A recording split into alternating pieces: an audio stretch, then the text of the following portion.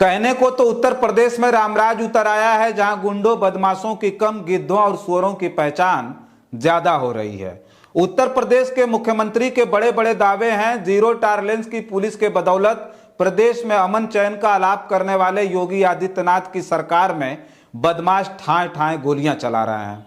आम जनमानस की हालत को छोड़िए, राजधानी लखनऊ से सटे सीतापुर में बेखौफ बदमाशों ने दिन दहाड़े ताबड़तोड़ गोलियां चलाकर एक पत्रकार को मौत के घाट उतार दिया। नमस्कार, मेरा नाम रजनीश है और आप जन आदर्श भारत देख रहे हैं।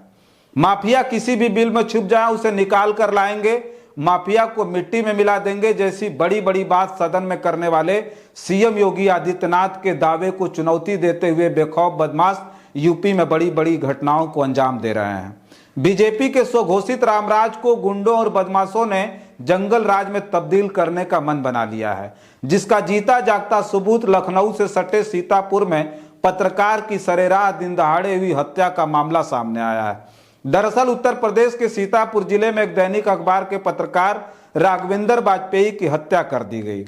यह घटना इमलिया सुल्तानपुर थाना क्षेत्र में हुई, जहां बाइक सवार बदमाशों ने पहले उनकी बाइक में टक्कर मारी और फिर 3 गोलियां दाग दी।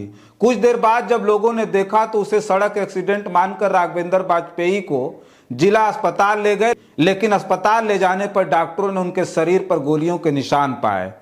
पुलिस हत्या के कारणों का पता लगाने में जुटी है। घटना वाले दिन देर रात तक कोई एफआईआर भी दर्ज नहीं हो सकी थी।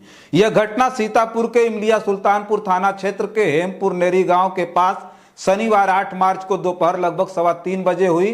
राघवेंद्र वाजपेयी दैनिक जागरण के महोली तहसील के संवाददाता थे। पुलिस के मुताबिक राघवेंद्र किसी फोन कॉल के बाद घर से बाहर निकले थे और सीतापुर की तरफ आ रहे थे, तभी उनकी हत्या कर दी गई।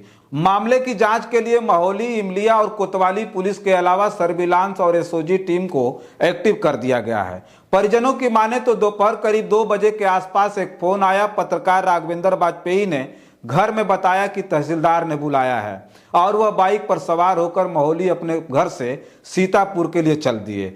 9 किलोमीटर दूर थाना इमलिया सुल्तानपुर इलाके में हेमपुर रेलवे ओवरब्रिज के ऊपर अज्ञात हमलावरों ने गोलियों से भूनकर उनकी हत्या कर दी और शव को छोड़कर फरार हो गए।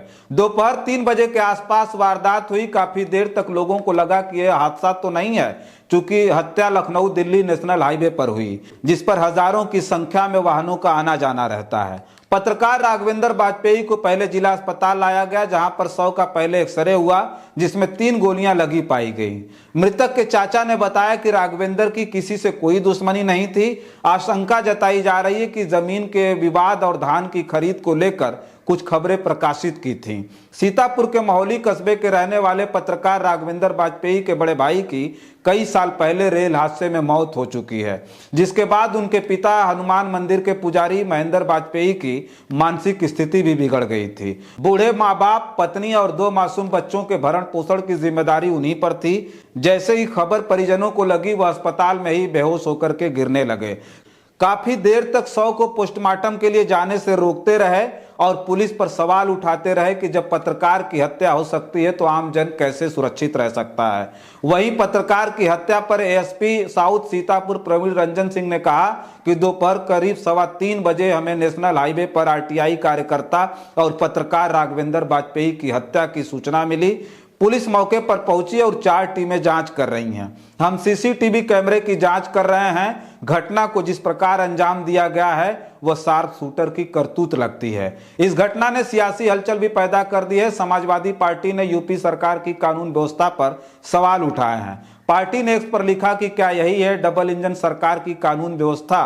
पत्रकार राघवेंद्र वाजपेयी को गोलियों से भून दिया गया और सरकार खामोश है। अगर एक पत्रकार सुरक्षित नहीं है तो आम जनता का क्या होगा। दोषियों के खिलाफ कठोरतम कार्रवाई हो। वहीं आजाद समाज पार्टी के मुखिया और सांसद चंद्रशेखर आजाद ने भी यूपी सरकार पर हमला बोला है। उन्होंने एक्स पर लिखा कि उत्तर प्रदेश में जंगल राज है, अब पत्रकार भी असुरक्षित हैं। चंद्रशेखर आजाद ने आगे लिखा कि सीतापुर जिले के इमलिया सुल्तानपुर थाना क्षेत्र में दैनिक जागरण में कार्यरत पत्रकार राघवेंद्र वाजपेयी की दिन दहाड़े हत्या अत्यंत दुखद और दंडनीय है। यह घटना साबित करती है कि उत्तर प्रदेश में अपराधी शासन से भी ज्यादा ताकतवर हो चुके हैं। अब लोकतंत्र के चौथे स्तंभ पर दिन दहाड़े गोलियां बरसाई जा रही हैं तो आम नागरिकों की सुरक्षा की क्या उम्मीद की जाए। चंद्रशेखर आजाद ने उत्तर प्रदेश सरकार से मांग की है कि दोषियों को शीघ्र गिरफ्तार कर कठोरतम सजा दी जाए। इसके अलावा पत्रकारों की सुरक्षा के लिए विशेष कानून बनाया जाए। इस मामले में SP south doctor Praveen Ranjan ने कहा कि थाना इमलिया सुल्तानपुर क्षेत्र में हुई हत्या के मामले में परिजनों की तहरीर पर एफआईआर दर्ज की जा रही है। 3 पुलिस टीमों को गठित कर आरोपियों की तलाश शुरू कर दी गई है। बस इस वीडियो में इतना ही। बहुत सारी खबरें लेकर के आपके बीच में हाजिर होंगे।